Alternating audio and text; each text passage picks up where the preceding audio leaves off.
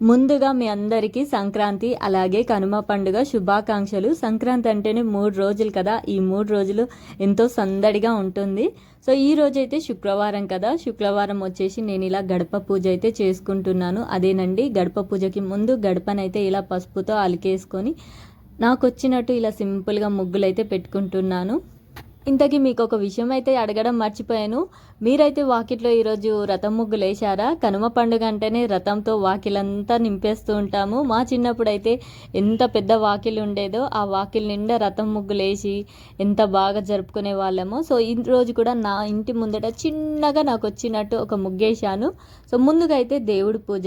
నేను ఇంట్లో అమ్మవారికి అంటే శుక్రవారం అమ్మవారికి మాల పూలదండ వేయడానికి లేకపోతే ఇలా వస్త్రంతో మాలని అల్లి అమ్మవారికి అయితే సమర్పిస్తుంటాను. పూలదండ లేకపోయినా ఇలా వస్త్రాన్ని అమ్మవారికి సమర్పిస్తే పూలదండ వేసినట్టుగానే భావించుకోవాలి.